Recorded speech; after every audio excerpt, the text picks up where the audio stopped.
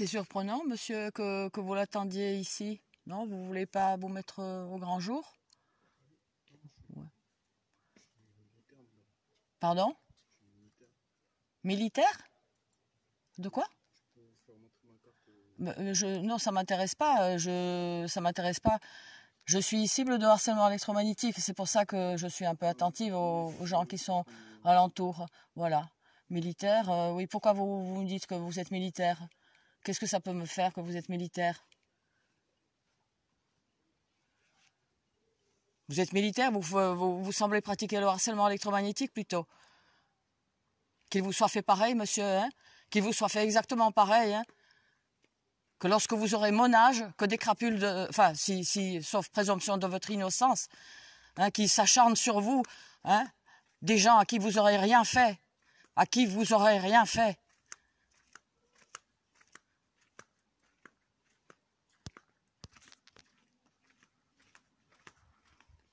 Donc vous n'attendiez pas un ami, hein?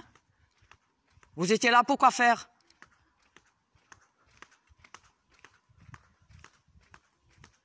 Militaire. Il était là pour quoi faire?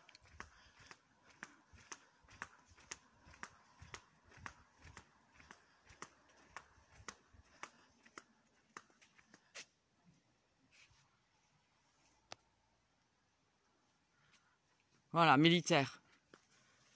Il attendait un ami. Alors que moi je me prends des tirs en pleine tronche par une personne dissimulée sur le parking où il n'a rien à faire. Rien à faire. Honte sur toi, va.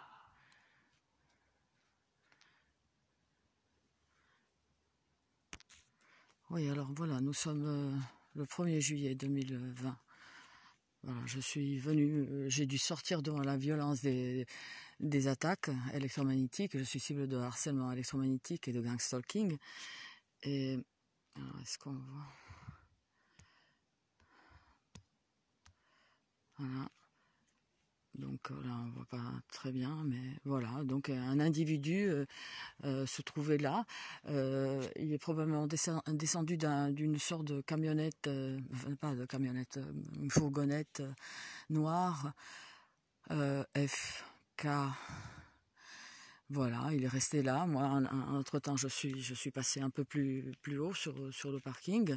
Il était resté là, voilà, avec son téléphone, bien évidemment. Il attendait un ami. Voilà. Et d'emblée de me raconter sa vie, qu'il était militaire. C'est une menace, bien évidemment, puisque je dénonce cette criminalité en tant que criminalité militaire, en effet, étatique, hein, couvert de secret défense. Voilà, donc il est parti après voilà où on en est. On en est dans un pays à volo, en vrille, comme de toute façon la planète entière en ce moment. Et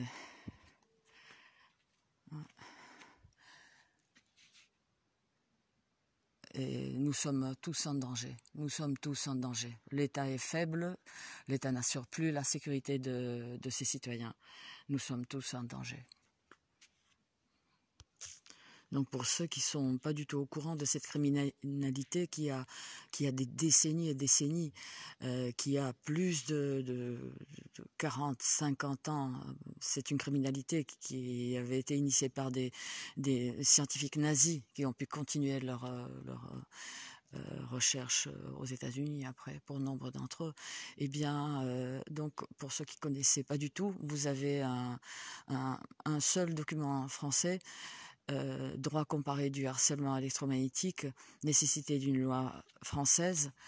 Vous avez également mon article publié en 2016 dans la revue Top Secret, harcèlement électromagnétique et en réseau, ce n'est pas vous qui êtes fou. En effet, c'est tous ces tarés, mais alors des psychopathes finis qui pratiquent cette criminalité. Donc sur une personne prise en cible et torturée à distance. L'ONU a commencé une enquête donc en février de cette année 2020. Nils Melzer commence une enquête sur les tortures à distance, la cyber-torture.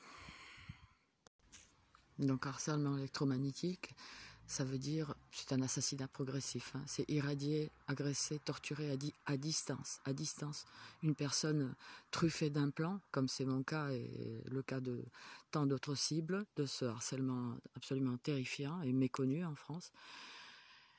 Et donc les agressions peuvent se faire via des téléphones aujourd'hui. Le signal viendra sur mes implants RFID, radiofréquence. Je suis un peu intriguée par cette lumière un peu trop verte, pas visible à l'œil nu. Le vert signifie la présence d'une technologie qui peut être dissimulée dans un lampadaire aussi, par exemple. C'est une criminalité complexe. Et le rapport des cibles face à leurs tortionnaires est celui d'un enfant en bas âge envers un criminel adulte. Il s'agit en effet à l'origine d'une criminalité militaire. Hein. Les cibles, nous les cibles, nous sommes pris dans les griffes des complexes médicaux militaires. Mais aujourd'hui, c'est une criminalité qui se démocratise, si je veux dire. Et tous ces complexes qui sous-traitent d'ailleurs à des entreprises privées ont besoin de personnes alentour la cible. Donc voilà,